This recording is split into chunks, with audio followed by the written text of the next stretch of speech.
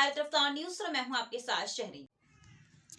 बुलंदशहर शिकारपुर 69 विधानसभा कांग्रेस प्रत्याशी एडवोकेट जियाउर रहमान से खास बातचीत editor in chief Waseem Ahmed Siddiqui ने की। गठबंधन को ठग गठबंधन और भाजपा को जुमलेबाजी की सरकार क्यों कहा कि संतरी मंत्री कुछ नहीं करेंगे, इस बार शिकारपुर विधानसभा से बनूंगा विधायक, करूंगा जनता की सेवा। आपको बता दें, 7 विधानसभा में सबसे कम उम्र के कांग्रेस प्रत्याशी हैं जियाउर रहमान।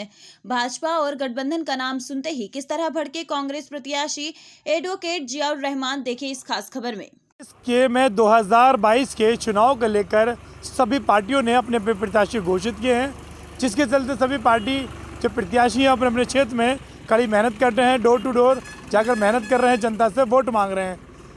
जानेंगे बुलंदशहर के शिकारपुर विधानसभा में जो कांग्रेस के प्रत्याशी हैं एडवोकेट जियाउर रहमान से किन किन मुद्दों को लेकर चुनावी मैदान में उतरे हैं, चलिए जानेंगे। सर, सबसे पहले आपका स्वागत है भारत रफ्तार न्यूज चैनल में। जी, बहुत बहुत शुक्रिया आपका। मेरा पहला सवाल, किन किन चुनावी मुद्दों को लेकर आप चुनावी मैदान में उतरे हो?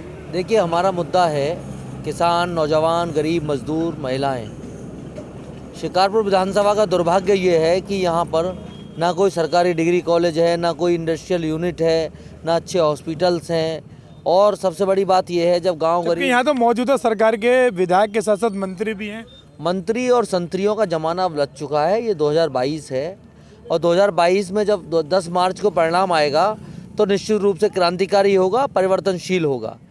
क्षेत्र के लोग क्षेत्रीय व्यक्ति को चुनना चाहते हैं, नौजवान को चुनना चाहते हैं, और सबसे बड़ी बात यह है जो गांव गरीब किसान की बात करेगा उसको चुनना चाहते हैं। मंत्री संतरी धन्ना सेठों से ये पब्लिक ऊब चुकी है और इस बार परिवर्तन करेगी, ऐतिहासिक परिवर्तन करेगी। दूसरा सवाल मेरा, क्या आपकी राजनीतिक इतिहास है, क्या आपका बैकग्राउंड है, क्या करते हैं, थोड़ा जनता को बताएं। मैं वकालत पेशे से वकील हूं और इसके अलावा छात्र राजनीति का प्रोडक्ट रहा हूं, और मेरा मानना है कि छात्र और युवा राजनीति से जो लोग निकलते हैं वो क्षेत्र के लिए, समाज के लिए बहुत कुछ करते हैं। राजनीति में कब से आए और कब से जो राजनीति इतिहास है उसके बारे में थोड़ा। 2011 से छात्र राजनीति में हूँ। छात्र से युवा, युवा से आवाज़।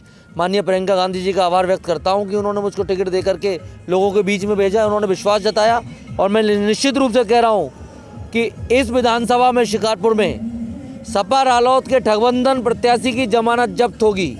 इसलिए जब्त होगी कि 2012 में इन्होंने वोट लिए और 2022 तक लौट करके नहीं आए। और अभी कल परसों की बात है 2020 की, भारतीय जनता पार्टी और योगी जी के मंच पर जय श्री राम और योगी जी जिंदाबाद और मोदी जी जिंदाबाद का नारा लगा रहे थे। ये किस मुंह से लोगों में जा रहे हैं, मैं यही नहीं समझ पा रहा हूँ। तो सपा रालोद ठगबंधन एक्सपोज हो चुका है, लोगों ने इसको नकार दिया है। और रही बात सत्ताधारी मंत्री की, तो भैया उनका तो आप क्षेत्रवासियों से पूछ लेना कि क्या हाल है।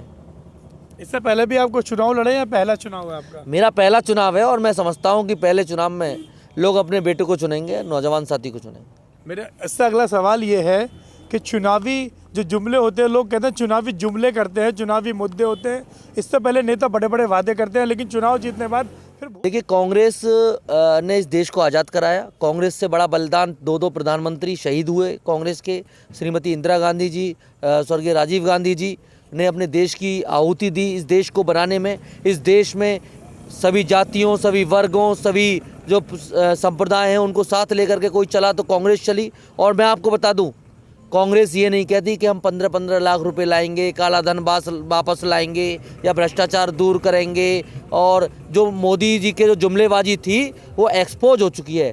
कांग्रेस ने जीरो टॉलरेंस की नीति भ्रष्टाचार पे अपनाई, और योगी जी और भाजपा ने, जिस भ्रष्टाचारी ने भाजपा से हाथ मिला लिया वो मान लीजिए कि एक धुलाई की मशीन में चला गया और वो पवित्र हो गया। आप देख लीजिए अडानी अंबानी ने किस तरह से देश में लूट मचा रखी है। आप देखिए कि कृषि कानून जो जब लागू हुए तो भाजपा ने किस तरह से 5 राज्यों में चुनावों के डर से जो है कृषि कानून वापस लिए। आप सबसे बड़ा उदाहरण देखिए कि लखीमपुर खीरी में भाजपा का एक मंत्री, उसका बेटा किसानों को रौंदता है, कुचलता है, और एसआईटी की जांच में ये साबित हो गया, सुप्रीम कोर्ट की निगरानी में हुई कि मंत्री का बेटा दोषी है। लेकिन मोदी सरकार ने और भारतीय जनता पार्टी ने किसानों का सम्मान नहीं किया, एक मंत्री को आज तक पद से नहीं हटाया। तो ये कैसी भारतीय जनता पार्टी है? ये जुमलेबाज सरकार है। ये सिर्फ बातें बना सकते हैं, लेकिन देश को अगर कोई चला सकता है और प्रदेश को कोई चला सकता है तो कांग्रेस चला सकती है, कांग्रेस की लीडरशिप चला सकती है। और आज जब बेतहाशा महंगाई है, बेरोजगारी है, छात्र परेशान, युवा परेशान। और मोदी सरकार का आरोप लगाती है कि कांग्रेस ने देश का नाश कर दिया।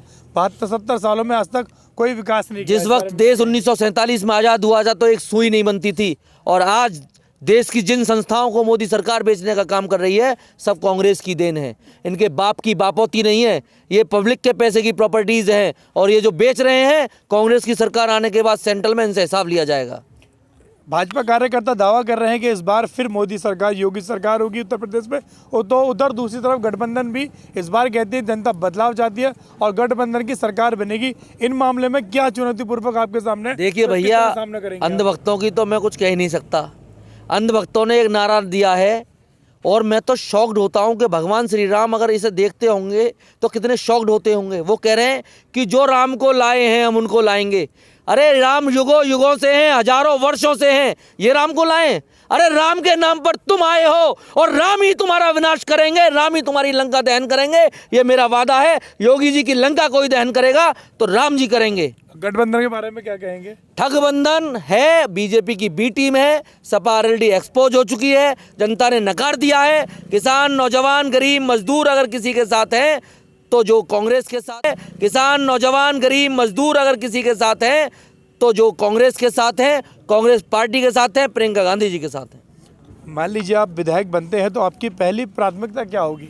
मेरी पहली प्राथमिकता होगी कि शिकारपुर विधानसभा का सबसे गरीब व्यक्ति, नौजवान या किसान अगर थाने, तहसील, चौकियों में जाएगा तो उसको सम्मान पूर्वक, दलाल मुक्त, त्वरित न्याय मिलेगा। ये मेरी सबसे पहली प्राथमिकता होगी।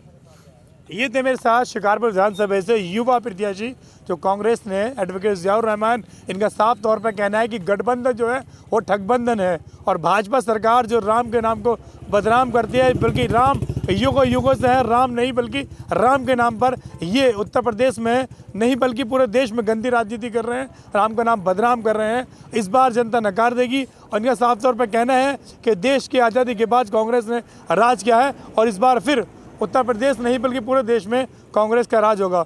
मैं अपने सहयोगी मौसम अली खान